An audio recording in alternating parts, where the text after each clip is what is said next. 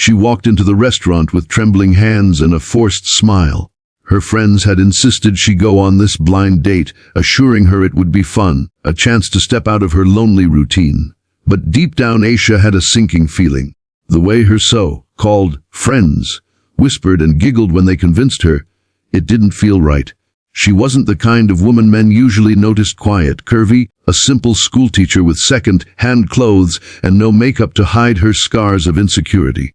What she didn't know was that tonight, she was the punchline of someone else's cruel joke. The table was set for two. She sat nervously, fidgeting with the strap of her worn handbag.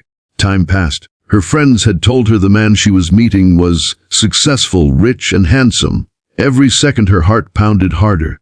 Then suddenly, the restaurant's atmosphere shifted. Heads turned as a tall man in a tailored navy suit walked in, carrying himself with calm authority.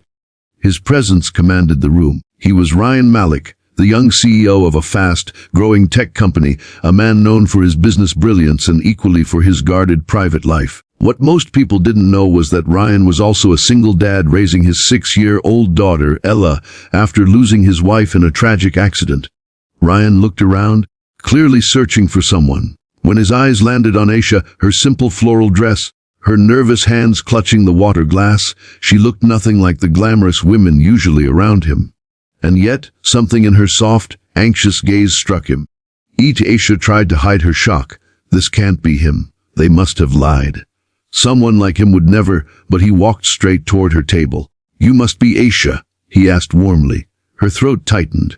She nodded, half expecting him to laugh or walk away once he realized who she was. But he pulled out the chair and sat down as if nothing was wrong.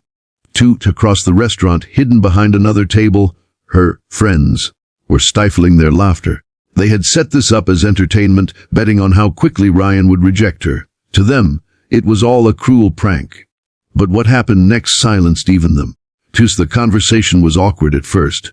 Aisha gave short, hesitant answers, waiting for the inevitable moment when Ryan would excuse himself. But he didn't.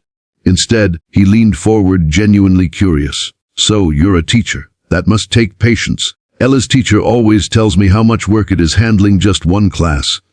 Aisha blinked. He wasn't pretending. He wasn't mocking her. He was listening. For the first time in years, someone saw her beyond appearances. She found herself opening up, about her love for literature, about the children who looked up to her, about the loneliness of being the quiet one people overlooked. And Ryan listened, not distracted, not judgmental, but with the kind of attention she had craved all her life. 2 hours passed without either of them noticing. The restaurant emptied, and when Ryan finally suggested they walk outside, Aisha's guard had begun to crack. Yet, as they walked, she noticed her friends watching from across the street, whispering and pointing at her, still mocking. Her face burned with humiliation. Ryan noticed too. His jaw clenched and his protective instincts surged. He had seen enough cruelty in the world to recognize it instantly.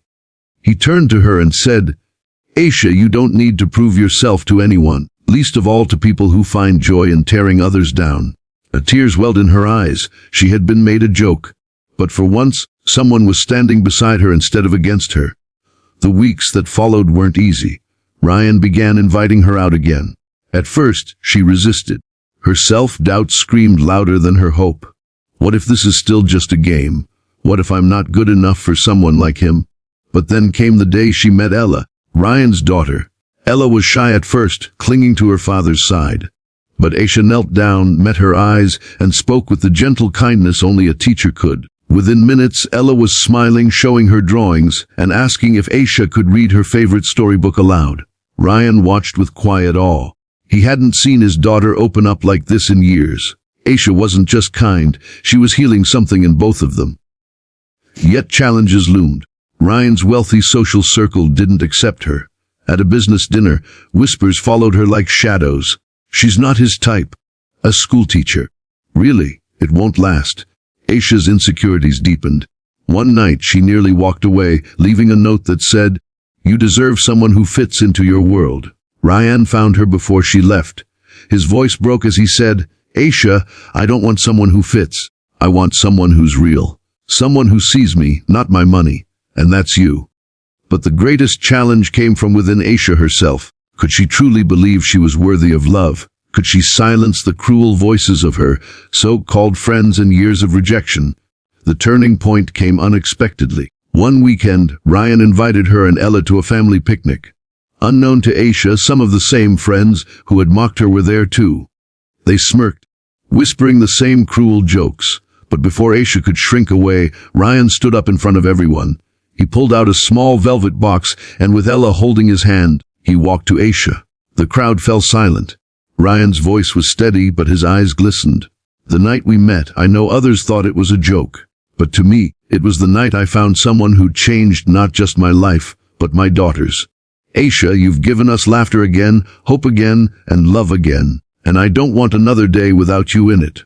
Will you marry me?" Gasps filled the air.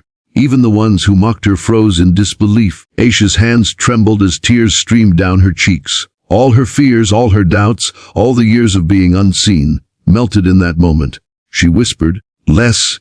Ella threw her arms around Aisha, shouting, "I get a mommy!" And the crowd, whether in shock, envy, or silent admiration, couldn't deny what they saw. She too, from being a joke to becoming the heart of a family. Aisha's journey was not about luck.